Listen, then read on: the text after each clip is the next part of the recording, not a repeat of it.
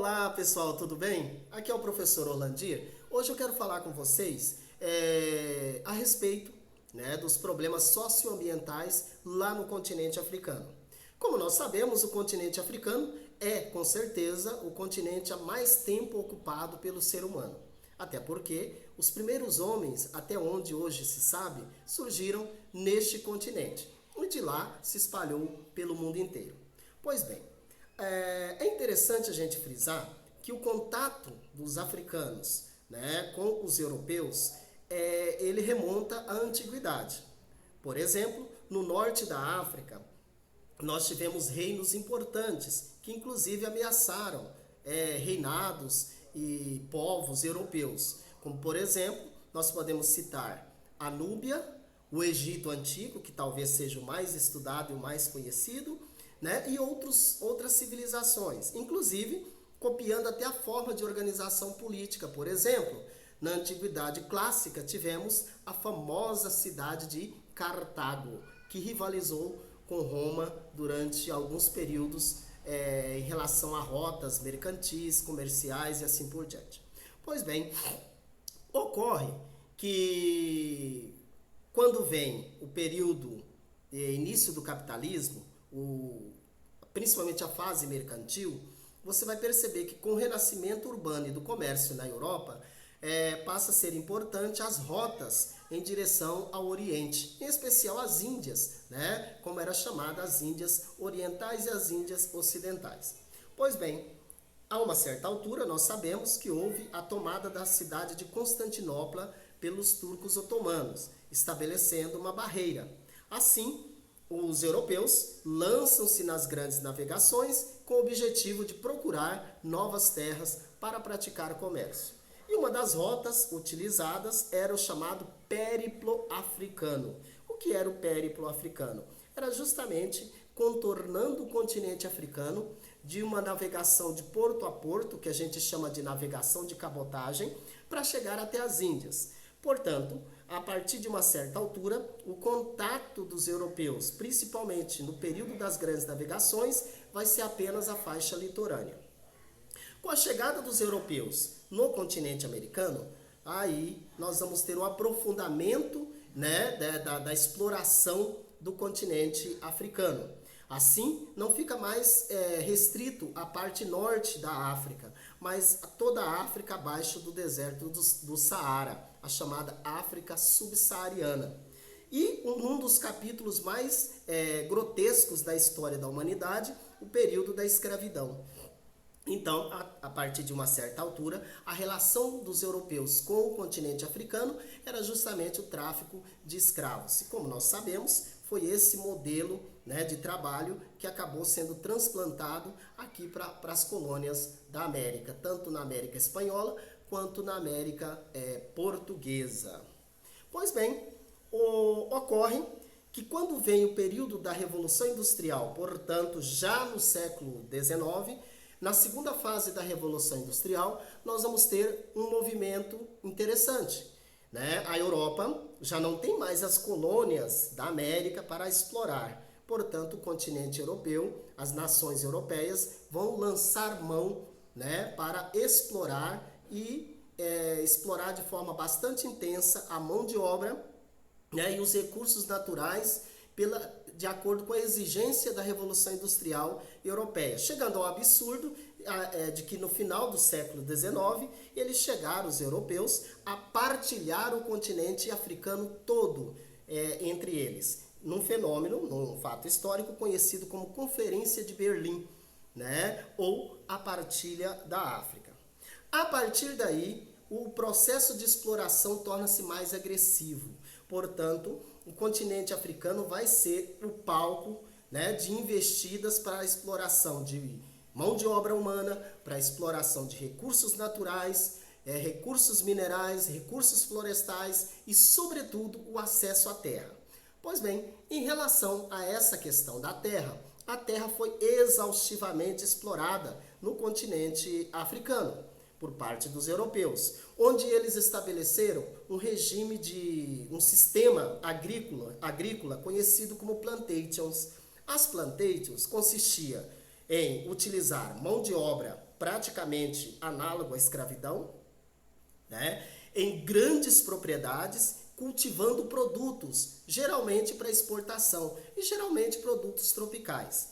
Assim, na região abaixo do deserto do Saara, ao sul do Saara, nós passamos a ter intensa ocupação com essas grandes lavouras, né, com o objetivo de produzir amendoim, cacau, cana-de-açúcar e café. Pois bem, o uso exaustivo do solo, a não preocupação em reposição dos nutrientes, vai fazer com que o solo dessa região acabe perdendo a sua cobertura vegetal. Portanto, o desflorestamento, e ele continua intenso até hoje. Tanto é que o continente africano é tido como um dos continentes que mais está devastando as suas florestas tropicais, que é a que predomina nessa faixa abaixo do deserto do Saara. Além disso, as savanas. As savanas também ela é desflorestada não só para a prática da pecuária, como também das plantations, ela também é devastada, a savana africana, principalmente para o uso local, a utilização de madeira para ser consumida como lenha. Diante disso, retira-se a cobertura vegetal, seja florestas tropicais, sejam as savanas, a retirada dessa cobertura, o clima predominante na área, todos nós sabemos, é o clima tropical ou o clima equatorial. Isso faz com que a concentração de umidade vá desaparecendo. E aí o solo perde umidade. Quando isso acontece, nós chamamos de desertificação.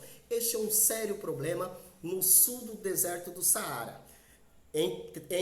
Na verdade, o deserto do Saara está aumentando de tamanho no continente africano, formando uma área chamada de Sahel africano, ou em árabe, costa do deserto. Isso significa que é um tipo de deserto que está surgindo em virtude da exploração e o mau uso do solo, principalmente pela agricultura e a pecuária, né, no continente africano.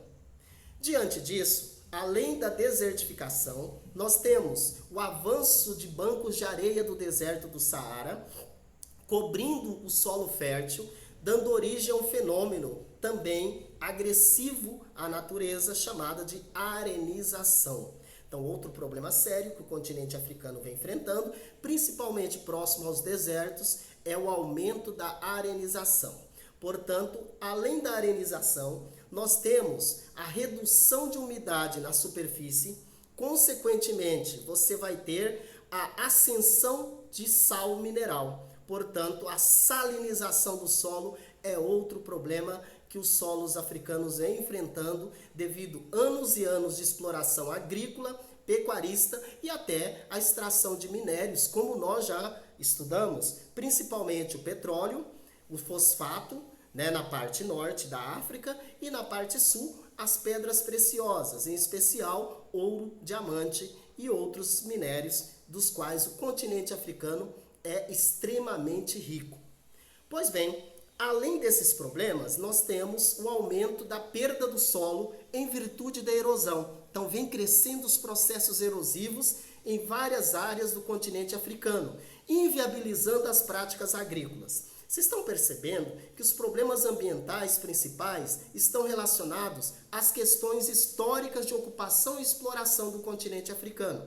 O modelo de agricultura, o modelo de pecuária imposta a partir do século XIX, que esgotou ao limite os recursos naturais do solo africano. Somado a isso, então, nós vamos ter os problemas ambientais, que nós já falamos, mas também os problemas sociais advindos dessas questões até agora colocadas. Veja que problemas sociais caminham juntos com problemas ambientais. Portanto, vamos falar um pouquinho sobre os problemas sociais que o continente africano enfrenta. O primeiro problema que você pode perceber é justamente uma concentração de pessoas nas áreas úmidas que ainda existem no continente africano. E geralmente são os deltas dos grandes rios ou no vale dos rios do continente. Diante disso, grandes cidades estão surgindo, mas preste atenção, são cidades extremamente precárias. Todas as cidades africanas, todas elas estão crescendo num ritmo acelerado, né? Motivado por quê? Por dois tipos de movimento que são muito comuns. Primeiro movimento, êxodo rural.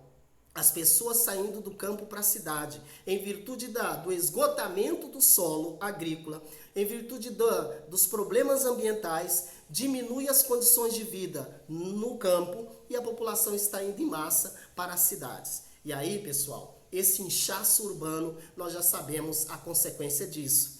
Com certeza, os países africanos são países extremamente empobrecidos, a maioria governado por governantes autoritários. Além de serem autoritários, são governantes corruptos e que vira e mexe tem que usar a força para impor as suas vontades e seus interesses. Portanto, nem todos os acordos com as multinacionais agrícola ou com as grandes corporações de mineração estrangeiro esteja de acordo com o interesse da população africana, mas de acordo com interesses de grupos que governam vários países africanos. Assim, o dinheiro que deveria ser investido nas cidades africanas, em melhorias de condições de vida, saneamento básico, educação de qualidade, geração de emprego e renda, são desviados pelos ralos da corrupção, fenômeno infelizmente muito comum em países subdesenvolvidos mundo afora. Então, pessoal, além disso, os conflitos que surgem por causa das áreas de mineração, geralmente estimulado por empresas internacionais de extração de vários minérios importantes, né? Como também a extração de madeira e também as empresas agrícolas, e acaba patrocinando grupos que acabam fazendo guerrilhas dentro do continente africano. E assim a população também migra em direção às cidades em busca de proteção. Esse segundo grupo não é êxodo rural, chama-se refugiados de guerra e refugiados de conflitos, que nós já estudamos também e sabemos o que são os refugiados. Portanto, você percebe que o continente africano está totalmente à mercê dos interesses de grupos locais, que nem sempre são os interesses da sociedade. Ao mesmo tempo, é alvo de disputas internacionais e empresariais por grandes empresas. Quem fica no meio desse conflito todo é justamente a sociedade e o meio ambiente. Pessoal, um abraço e até a próxima.